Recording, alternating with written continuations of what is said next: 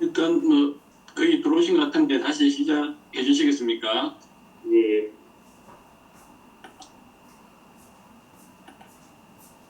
마지막으로 놓치지 않는 최장 스캔법에 대해서 설명드리겠습니다. 최장 스캔을 할 때는 랜드마크로 SMV와 스플링 게인을 기준으로 이렇게 관찰을 하게 됩니다. 자세는 세미 이렉트 포지션을 취해서 DB 익스프레이션을 하게 되면 간자엽이 내려와서 좋은 음향창을 이렇게 형성하기 때문에 잘 관찰할 수 있겠고, 컴프레션을 하거나 물을 먹이게 되면 위장의 가스가 이동하게 되어서 좀 더 최장을 잘 나타낼 수 있게 됩니다. 그래서 먼저 세미 이렉트 포지션과 DB 인스피레이션만 하게 됩니다. 처음에 보면은 판크레스 헤드 바디가 보이는데 헤드 쪽과 바디 테일 쪽에 위와 시비전 가스 때문에 잘 관찰되지 않고 있습니다. 이때 세미 이렉트 포지션과 DB 인스피레이션을 하게 되면은 좀 더 가스의 위치가 이동을 해서 헤드와 테일 쪽을 좀 더 잘 관찰할 수 있겠고, 이 경우에 컴프레션을 좀 더 하면서 음수법을 시행을 하게 되면은 특히 위 푼더스 쪽의 가스의 위치가 이동해서 테일을 끝까지 훨씬 더 잘 관찰할 수 있게 됩니다. 그리고 최저에서 이제 또 놓치기 쉬운 부분이 있을 수 있습니다. 그래서 최저에서는 주로 체부와 미부 그리고 운시네이트 프로세스를 놓치기 쉽기 때문에 이 부분을 좀 더 잘 관찰을 해야 되겠습니다. 가장 먼저 최장 두부를 스캔하는 법에 대해서 말씀드리면 SMV를 포함해서 최장 SMV를 주위로 최장 헤드의 운시네이트 프로세스 헤드 그리고 넥 등을 관찰할 수 있겠습니다. 이때 최장의 헤드 부분은 생각보다 아래쪽으로 많이 내려가 있기 때문에 프로브를 트랜스펄스 방향으로 아래쪽으로 쭉 최대한 많이 내려서 최장의 헤드를 놓치지 않도록 그렇게 관찰을 해야 되겠습니다. 그다음으로 종단상으로도 헤드를 관찰을 할 수가 있습니다. 종단상으로 관찰할 때 SMV 앞쪽이 넥이 되겠고 뒤쪽이 운시네이트 프로세스가 되겠습니다. 이 두 병변의 두 위치의 병변을 놓치지 않도록 해야 되겠습니다. 그리고 체부와 미부를 동시에 관찰을 하게 되는데 이 경우 프로브를 트랜스펄스로 해서 자엽을 보면서 아래쪽으로 천천히 내리게 되면 처음에 이제 셀리악 트렁크가 나오게 되고 그다음 내려가게 되면 SMV와 최장의 파랭판이 나오게 됩니다. 그리고 아래쪽으로 쭉 스캔을 해서 관찰을 하게 됩니다. 간자엽이 보이고 내려오면 셀리악 아테리가 보이고 바디와 테일이 관찰되게 되고 이쪽에 SMV도 관찰을 할 수가 있습니다. 그 다음으로 약간 프로브를 좌상부 쪽으로 위치를 이동시킨 다음에 프로브를 약간 반시계 방향으로 돌리게 되면 테일의 주행을 좀 더 잘 관찰할 수 있겠습니다. 그때 음식법을 시행해서 했는데 약간 반시계 방향으로 돌리게 되면은 최장의 테일이 이렇게 깊은 곳으로 주행하는 것을 관찰을 할 수 있습니다.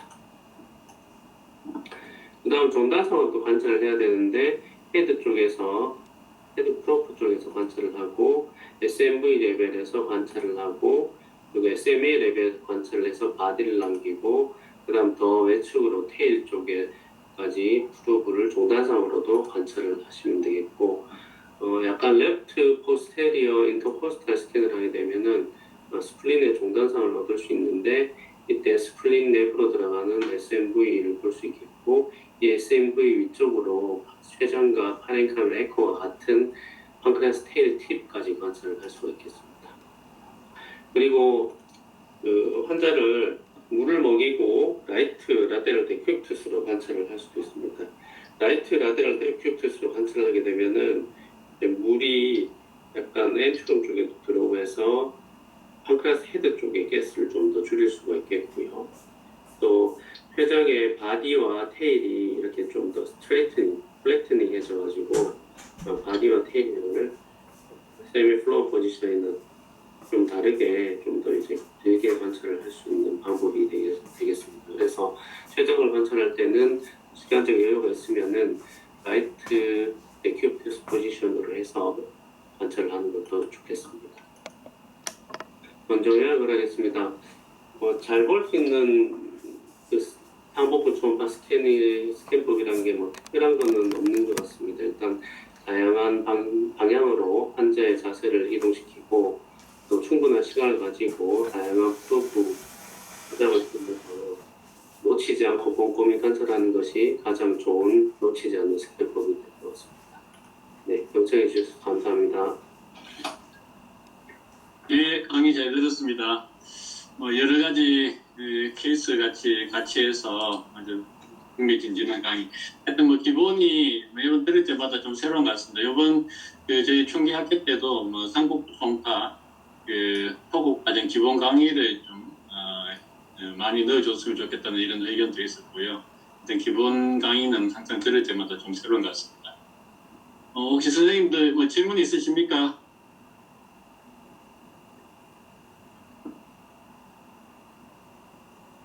김대진인데 질문해도 되겠습니까? 네. 아까 전에 그 아티팩트 얘기를 조금 많이 하셨잖아요. 네. 근데 실제로 그 아티팩트를 리버브레이션도 그렇고 아까 사이로 아티팩트나 GB 같은 거 보면 그런 게 꽤 있거든요. 꽤 있지 않습니까? GB 아까 그런 데서 실제적으로 이런 거를 좀 판정하고 또 아니면 피하는 좀 그런 팁이 좀 있습니까? 예. 일단 이렇게 보이는 게 아티팩트일 수도 있다고 이제 의심을 좀 해야 되겠고, 뭐 그런 게 의심이 되면 이런 게 이제 주로 헷갈릴 수 있는 게 GB 슬러지 같은 게 주로 이런 병변하고 헷갈릴 수 있을 것 같은데, 뭐 그런 경우에는 포지션을 레프트 라테럴 데큐투스나 아니면 세미 플로우 포지션으로 해서 슬러지 같은 경우는 위치가 이렇게 이동을 할 건데, 이 경우에 이제 계속 아티팩트가 나타나거나 아니면 위치를 바꾸면 아티팩트가 없어질 수도 있으니까 다른 앵글이나 로케이션에서 관찰되지 않는다면 아티팩트라고 생각을 하시면 될 것 같습니다.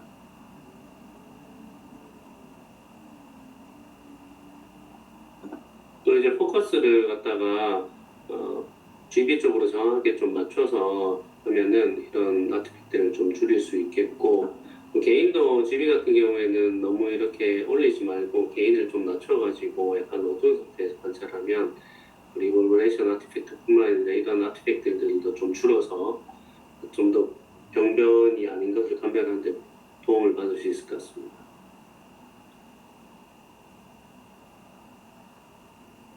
원파 사양에 따라서 조금 다른가요? 황세진 원장님 이태는 담낭 볼 때 아티팩트 많이 안 생깁니까? 지금 사진에 있는 것만큼은 안 생기는데 이게 기계 사양 때문인지 환자 팩터인지는 잘 모르겠는데요. 저도 이제 이텐도 아티팩터를 보입니다. 그래서 하이프리퀀시 프로브를 바꿔가지고 저기 보면은 확실히 좀 줄어들기 때문에 하는데요. 그냥 사이로이드 보는 그 프로브 말고 저기 또 바울로 보는 프로브가 있는데 그걸로 하니까 또 조금 덜 생기더라고요. 그래서 프로브 사양에 따라서 조금 차이가 있지 않을까라는 생각은 저는 개인적으로 P9하고 E10 써봤을 때는 있는 것 같습니다. 100% 없지는 않다 그죠? 네. 아무튼 일단 포커스가 자동적으로 이렇게 되고 또 제가 알기로는 하이그레이드로 되면은 담낭 세팅도 따로 있고 이런 것 같습니다. 그런 것도 좀 있겠고 또 환자 팩터도 좀 있을 것 같고 환자에 따라서 많이 생기는 경우도 있을 것 같고 좋습니다. 그러면 한 가지만 더 질문드리면 아까 이게 저도 요즘 간혹해 보는데 니 포지션 하는 거 있잖아. 니 포지션, 집이 돌 같은 것도 보고 이런 거 있지. 니 포지션 있지 않습니까? 니 프로 에고 말씀이시다 그죠? 예, 헷갈려서 보는 거. 근데 그렇게 하니까 돌이라는 게 명백하게 그렇게 되네. 제가 다음에 한번 캐시할 걸로 하는데 돌이 맞는 것 같은데 그렇게 움직이지 않는 그런 경우도 있는 것 같더라고요. 그런 혹시 경험이나 실질적으로 임상에 도움이 많이 되든지 어떻게 사용하시는지 그걸 좀 얘기 좀 해보시겠어요? 돌은 무조건 움직이는지도 궁금하고 그런 거 한번 경험이나 실제로 어떻게 임상을 사용하시는지 또. 저는 그냥 스톤인지 아니면 작은 폴립인지 애매할 때 이렇게 프롬 포지션을 하면 스톤이 확실히 이렇게 푼더스 쪽으로 떨어지는 것을 볼 수가 있거든요. 그래서 그런 거 온도 감별할 때 주로 사용을 합니다. 글쎄 뭐 폴립 안 떨어지면 이제 폴립이라고 생각을 하면 되겠고요. 또 다른 선생님들은 다르게 사용하시는 적이 있는지. 전에 박선호 원장님께서 말씀하셨던 거 기억하면은 이게 자세를 옮겨도 바로 안 움직이기 때문에 좀 더 기다려보라고 말씀하셨던 게 좀 기억이 나고요. 저도 이거 환자 뒤집어서 한두 번 해봤는데 좀 약간 환자가 좀 약간 이상한 사람으로 보기도 하더라고요. 이렇게 그 뒤로는 제가 이렇게는 안 하겠다 해서 그냥 CT를 자신 없으면 CT 찍는데요. 뭐 저는 예전에 딱 기억에 제일 남았던 거는 예전에 원장님께서 좀 한 5분 정도 기다려야 움직이는 것도 있더라 말씀하셨던 건 좀 기억 없습니다.